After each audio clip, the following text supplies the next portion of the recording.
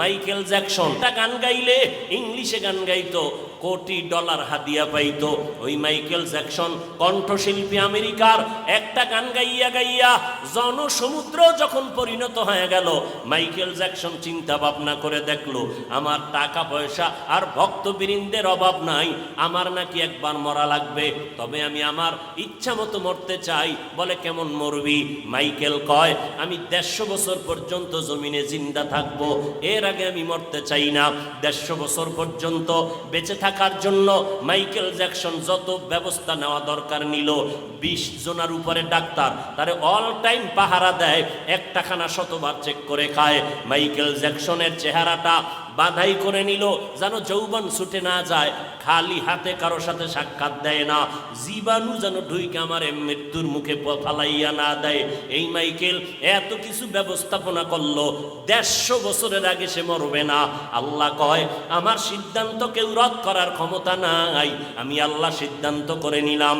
এই মাইকেল 150 বছরের বাঁচার তাগিদ দিয়া এবার প্রস্তুতি নিয়ে চলতেছে, সিকিউরিটি গার্ড নিয়ে চলতেছে, শরীরের মধ্যে কোনো বাতাস কোনো ধুলাবালু লাগায় না, কমপ্লিট স্যুট নিয়ে বাংলা দুনিয়ার জমিনে চললো।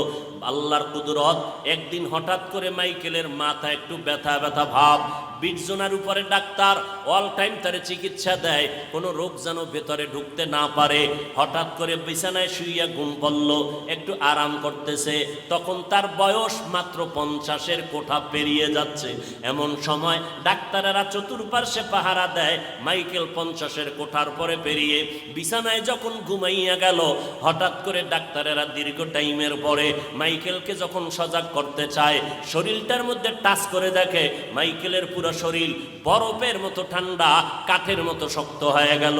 ডাক্তারেরা চিৎকার দিয়া কয় মাইকেল আর জমিনের মধ্যে জিন্দা নাই, আমরা অনুভব করলাম না মাইকেলের জীবনটা কখন চলে গেল।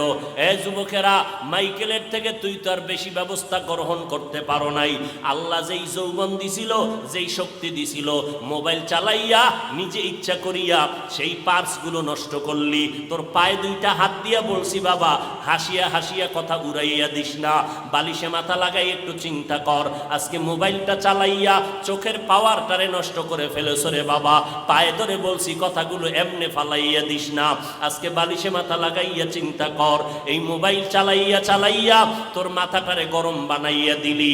এখন লেখাপড়া করতে মনে চায় না, কোনো বই লিয়া পড়তে বসলে মাথা ব্যথা করে।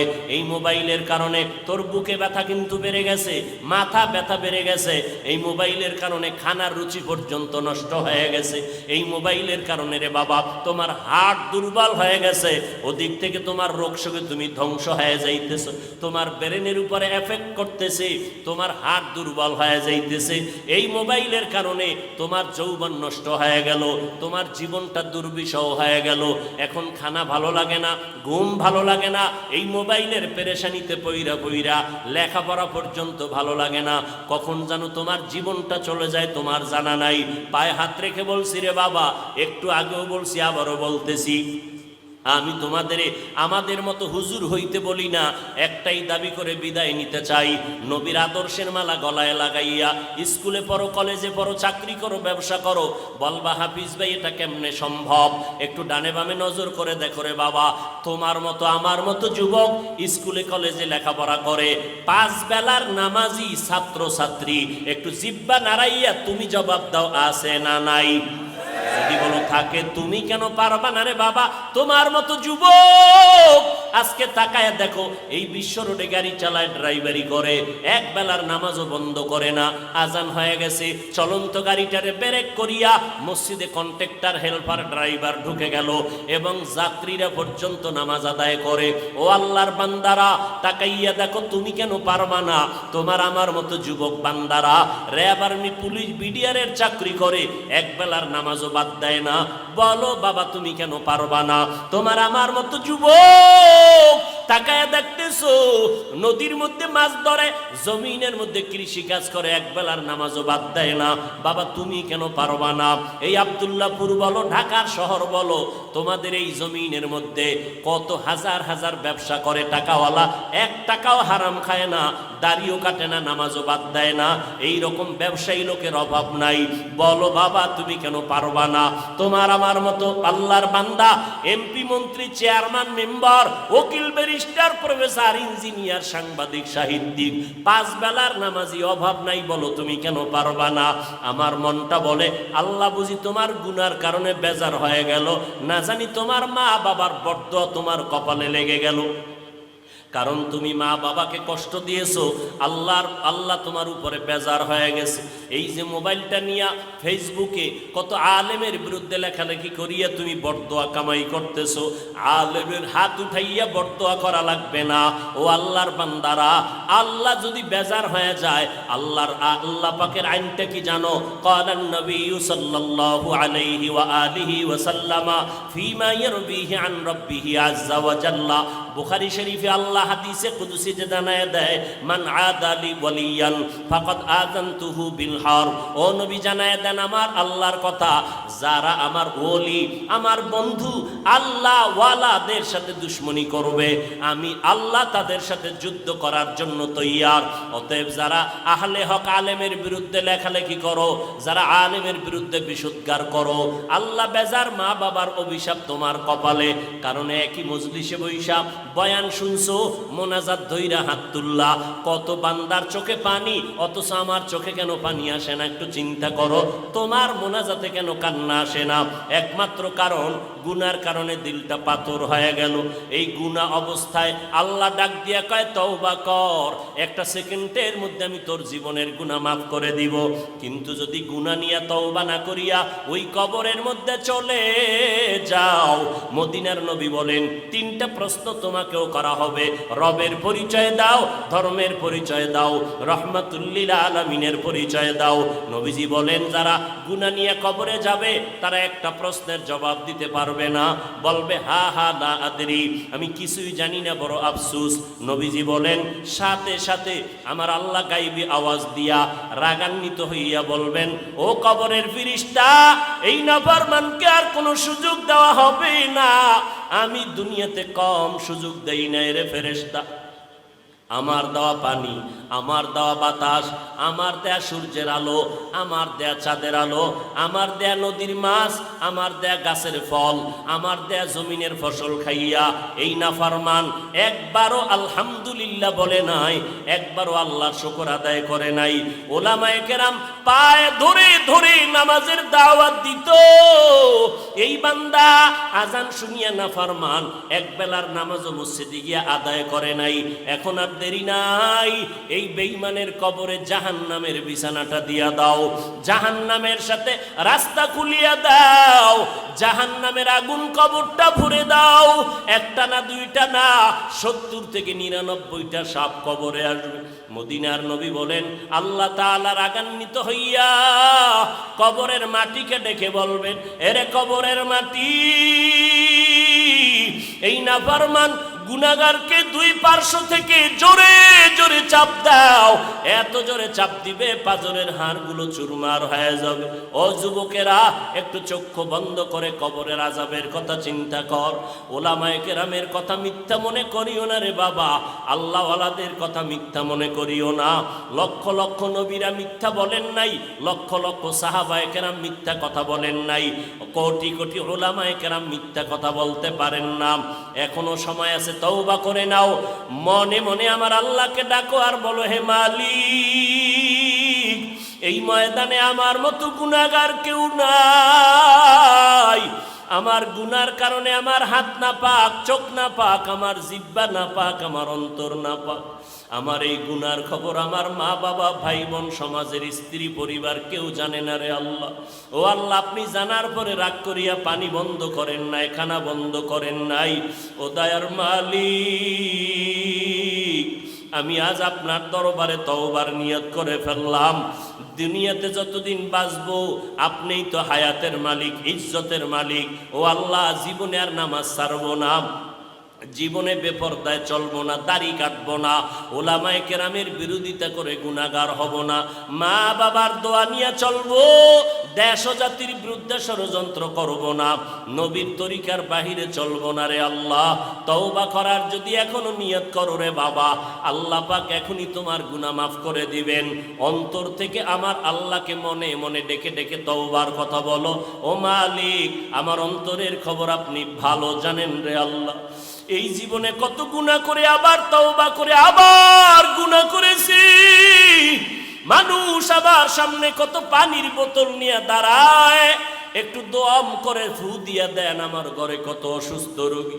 কিন্তু এই লোকটা যদি জানতো আমি কত বড় গুনাহগার, কখনো আমার সামনে পানি পড়া নিতে আসতো না। ও আল্লাহ, আপনিই তো সম্মানের চেয়ারে বসাইছেন রে আল্লাহ। ও আল্লাহ, কত সম্মান দান করেছে, গুনার কারণে যেন মাহরুম হয় না যাই রে আল্লাহ। ও আল্লাহ, এই ময়দানের দিকে নজর করে দেখেন রে আল্লাহ। আমরা তওবার নিয়ত করে ফেলেছি রে মালিক। ও আল্লাহর বান্দারা, ও পর্দার আড়ালের মা বোনেরা, আল্লাহর কাছে অন্তর দিয়ে তওবার নিয়ত করে নাও। ও আল্লাহ, আমার গুনার খবর আমার মা বাবায় জানলে কেউ আমারে সম্মান করত না। আমার মা বাপ বোনেরা, ভাই ভাই বোনেরা জানলে, সন্তানেরা জানলে কেউ আমারে ভালো জানতো না। ও আল্লাহ, আপনি জানার পরেও তো আমার ইজ্জত নষ্ট করেন নাই, আমার খানা বন্ধ করেন নাই। ও আল্লাহ, আজকে গোপনীয় আবার আপনার কাছে তওবার নিয়ত করলাম। ও আল্লাহ, আমি ব্যবসা করি, চাকরি করি, যাই করি, আজকে থেকে নামাজ আর বন্ধ করব না, আজকে থেকে বেপরদায় চলবো না, মা বাবার সাথে বেয়াদবি করে বরদোয়া নিব না, নবীর তরিকার বাহিরে চলবো না, দাড়ির মধ্যে অস্ত্র লাগাইব না, ওলামায়ে কেরামের পরামর্শ নিয়ে আমল করব, আর দেশ ও জাতির বিরুদ্ধে কোনো ষড়যন্ত্রে লিপ্ত হব না। তওবা করার যদি অন্তরে নিয়ত হয়, মুনাফিকি আর দুর্বলতা যদি অন্তরে না থাকে, খাঁটি তওবার নিয়তে আল্লাহর মোহাব্বতে দুটো হাত আল্লাহকে দেখাইয়া দেই। ও দয়ার মালিক, আমরা যারা তওবার নিয়তে হাত তুলেছি, মেহেরবানি করে আমাদের হাতগুলো কবুল করে নেন, তওবা কবুল করে নেন, তওবার উপরে মজবুত হইয়া চলার তৌফিক দান করেন, আমিন। কেমন মায়ার নবী আমার।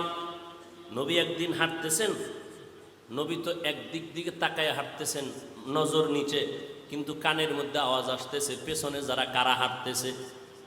দেখেন না, এমপি সাহেব আসবে, চেয়ারম্যান আসবে, দলে সাঙ্গ ভাঙ্গ আছে না নাই? ভাব অন্যরকম। আমি বক্তা হয়ে আসছি, আমার খাদেম খুদ্দমের অভাব নাই, গাড়ি হাঁকাইয়ে আসলাম। মদিনার নবী যাচ্ছেন কোথাও, পেছনে আওয়াজ আসতেছে, সাহাবায়ে কেরামের দল আছে। নবী জায়গায় বসে বললেন, সাহাবায়ে কেরাম বসে বললেন। সাহাবায়ে কেরাম জিজ্ঞাসা করলেন, নবী বসলেন কেন? বুঝতে পারি নাই। কয়, তোমরা আমার পেছনে হাঁটো, মানুষ মনে করবে আমি কত জানি দামি, আমার দবদবা আর কত শান শওকাত। আমি এটা দেখানোর জন্য দুনিয়ার মধ্যে আসি নাই। আল্লাহ পাক আমাকে চূড়ান্ত আদব শিক্ষা দিছেন। আদ্দাবানি রব্বি ফা আহসানা তাদিবি, আল্লামানি রব্বি ফা আহসানা তালিমি। আল্লাহ আমাকে আদব শিখাইছেন। আমি দবদবার সাথে হাঁটবো না, আমি ভাবসাব নিয়ে চলবো না, আমি একা একা চলবো। ওই নবীর আদর্শে গড়া হযরত ওমর, অর্ধ জাহানের খলিফা। যেই ওমর আমার নবীর গর্দান কাটার জন্য দৌড়ায়, ওই ওমর নবীর হাতে কালামা পড়ে এতটা দামি হয়ে গেল। সেই ওমর রাস্তা দিয়ে যখন হাঁটে, শয়তান ওই রাস্তায় চলে না। একটা মিনিট চিন্তা করে দেখিন, কেমন মানুষ ওমর। এটা মানুষ না অন্য কিছু, যে শয়তান তারে ভয় পায়। যেই শয়তান আল্লাহর সামনে চালাকি করলো, আর সেই শয়তান ওমরের দেখলে দৌড়। কেমন ওমর? কয় পাওয়ার কি? কয় মোহাম্মদের পাওয়ার। সোহবতে সালে তোরা সালে কুনাত, সোহবতে তালে তোরা তালে কুনাত জামান। খারাপ লাগে না? মোনাজাত দিয়ে দিব তো, আর 2-4 মিনিটের মধ্যে ইনশাআল্লাহ কবুল করেন। কি বয়ান শুনবেন? আজকে ফজর পড়েন নাই, জোহর পড়েন নাই, মাগরিব পড়েন নাই, এশা পড়েন নাই, কি কসুর বয়ান শুনবেন? বয়ে বয়ে আসছেন, ওয়াজ শুনবেন, একটু দিলটা নরম কইরা আলেম ওলামা বয়ান করবে, চেহারা দেখলেও বরকত। মজলিসটায় বসবেন, নিয়ত করে আল্লাহ গুনাহ নিয়ে ঢুকছি, তওবা কইরা বেরোমু। ওই গজবের মোবাইল নিয়ে যারা বইছে ওদের কানেও বয়ান ঢুকবে না, কলবেও ঢুকবে না, ওর কপাল পোড়া, হতভাগা, বদনসিব। এই মোবাইলে তাকায় রইছে, ছবি ঠিক মতো আইলুনি, রেকর্ডটা ঠিক মতো হইলনি, তুই থাক মতো আজরাইলে তোরে ধরলনি, শয়তান ভিতরে ধোকা দিলনি। এই চিন্তা কর, ওই বয়ান চিন্তা করিস না। শুনছি গ্রামে বুদ্ধি থাকলে বলে ঘর জামাই থাক্কা লাগে না। কি তোমাকে বুদ্ধিও নাই, সব বোকা। উল্টা আমাকে টুপিওয়ালাগো বোকা কও। একটা বুদ্ধিমান যদি চিন্তা করতা আজকের বয়ানটা আমার দরকার, তাহলে তুমি শুধু শুধু সময় নষ্ট না করে মিডিয়াওয়ালারা যারা রেকর্ড করে তুমি এখান থেকে অন্য টাইমে ডাউনলোড করে নিয়ে নিতা। তোমার ছবিও ভালো আইব না, রেকর্ডও। তাহলে এই কসুর আকামটা বয়ে বয়ে কেন করো? তোমার বাপের লাগে মান্নত কইরা আইছো না যে আমার মোবাইল লাগবেই। আবার কেউ দেখায়, দেখ দেখ জিনেরা আছে তো, এরা মোনাজাতের পরে মোবাইলটা নিয়ে যাইব, কথা দেখ আমারটা চলবে নি, আমি ধরে রাখছি, দেখ হবে কিনা। জিনেরা কানা চলবে, মোটামুটি একদিনের বাজার হবে, রেডি থাক, মোনাজাতটা হইতে দেরি, দেখবি পকেট খালি। আপনারা হাসেন, লজ্জা শরম থাকলে হাসতেন না। ১৫০০ বছর আগে রসুল বলে গেছেন, লা ইমান আল ইমান লা হায়া আলা, যার লজ্জা নাই তার ইমান নেই।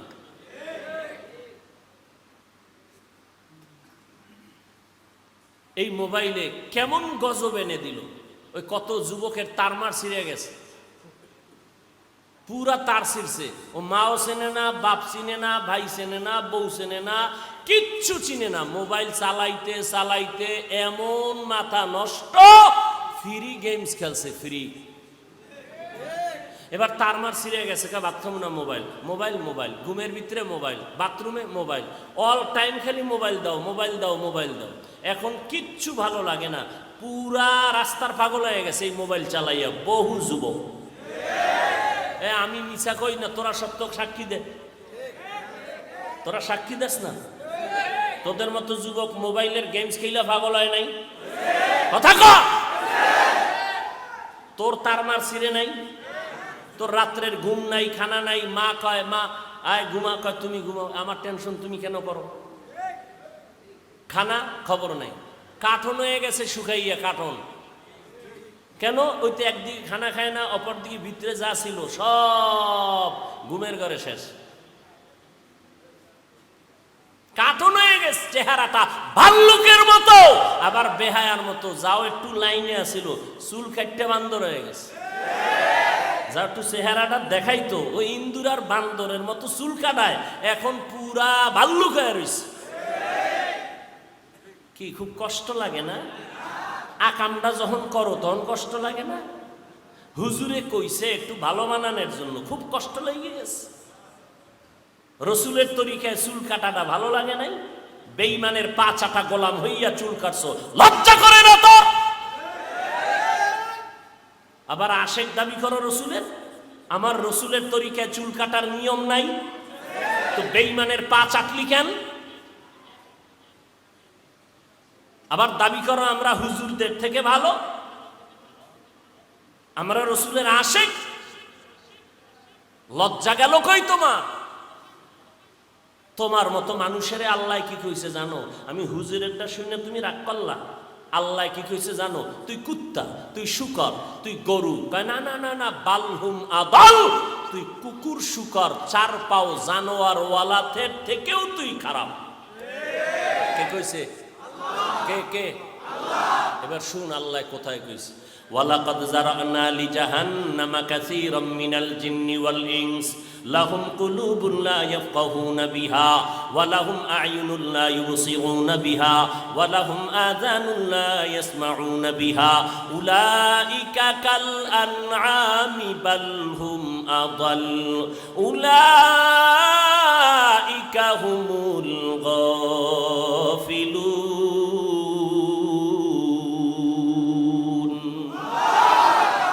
আল্লাহ বলেন অধিকাংশ মানুষ জাহান্নামী। অধিকাংশ মানে কম না বেশি? অধিকাংশ মানুষ জাহান্নামী কেন? এদেরকে আমি আল্লাহ পাক কলব দিলাম, কলব দিয়া তারা ফিকির করে না, গবেষণা করে না। আমি চোখ দিলাম দেখার জন্য দেখে না, আমি কান দিলাম শোনার জন্য শুনে না। এই মানুষগুলো আল্লাহ কয় উলাইকা কাল আনআম, চতুষ্পদ জানোয়ার। কয় না, বাল হুম আদল, চতুষ্পদ জানোয়ারের থেকেও খারাপ। এতটুকু না, উলাইকা হুমুল গাফিলুন, এরা আমি আল্লাহর অবাধ্য বান্দা জাহান্নামী। আল্লাহ আর এক আয়াতে বলে ইন্নাল ইনসানা লিরাব্বিহি লাকানুদ, মানুষ বড় নিমক হারাম। আল্লাহ আর এক আয়াতে বলেন উলাইকা হুম শাররুল বারিয়া, চূড়ান্ত ঘৃণিত জানোয়ারের থেকেও এরা খারাপ। তাহলে যেই মানুষের এত সম্মান দিলেন আমার আল্লাহ কোরআনের দ্বারা, সেই মানুষকে আবার আল্লাহ কয় এরা চতুষ্পদ জানোয়ার থেকেও খারাপ। সূরা আরাফ 9 পারা। আল্লাহ হেদায়াত দান করুন।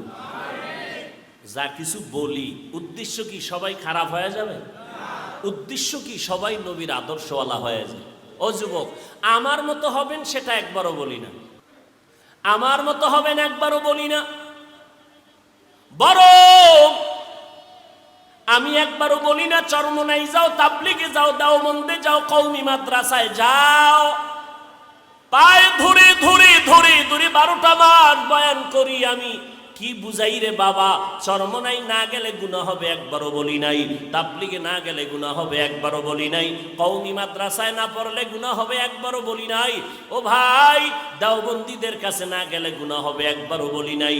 সারা জিন্দেগির চিৎকারের আওয়াজ হলো 2টা, ও বান্দা, জীবনে যতদিন বেঁচে থাকবা গোলামি করবা আল্লাহর, আর আদর্শ মানতে হবে মদিনাওয়ালা নবী।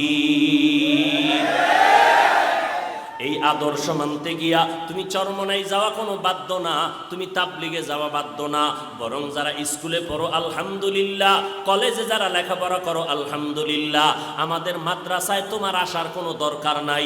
কোনো মৌলবী যদি তোমাদের দাওয়াত দেয়, আমি হাফিজুর রহমান বলে গেলাম, তাদের দাওয়াত তুমি কবুল করবা না। কারণ আমার মাদ্রাসায় আলেম মুহাদ্দিস মুফতি মুফাসসির ছাত্রের অভাব নাই। আমার মাদ্রাসায় ছাত্র অনেক অনেক অনেক, ঘুমানোর জায়গা দিতে পারি না, খানা ঠিক মতো দিতে পারি না, গোসলের জায়গা দিতে পারি না।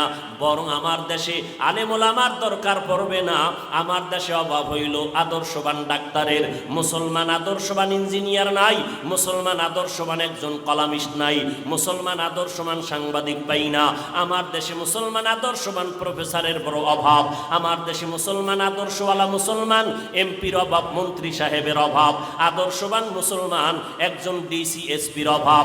আজ যদি আমার সোনার বাংলায় প্রত্যেকটা থানার ওসি এবং জেলার এসপিডিসি যদি মুসলমান আদর্শওয়ালা নামাজি হইতো, আমগো কোরআনওয়ালাদের কোরআনের বয়ান করতে কোনো পেরেশানি লাগতো না। অতএব স্কুলে পড়ো, কলেজের মধ্যে পড়িয়া ডাক্তার হও, ইঞ্জিনিয়ার হও, সাংবাদিক হও, প্রফেসর হইও। বান্দা, তুমি একজন ভালো লেখক হও, একজন ভালো কবি হও, তবে অনুরোধ বেয়াদব হইও না, দুশ্চরিত্র। কারণ বহু ডাক্তার আছে আদব কায়দা নাই, আদর্শ নাই। ডাক্তার হইয়াও তো আমার নবীরে গালি দেয়, ইঞ্জিনিয়ার হইয়াও তো আমার আল্লাহর বিরুদ্ধে কথা বলে। এই মানুষটাকে দুনিয়ার কোনো মানুষ ভালো জানে না। ও পর্দার আড়ালের আম্মা জানেরা, আপনাদেরকে বলতেছিলাম, আগেও বলেছি, আপনারা যদিও নবী না, তবে নবীদের মা, আলেমদের মা, সাহাবায়ে কেরামের মা, আপনারা জান্নাতের নারীদের সরদারিনীর বোন।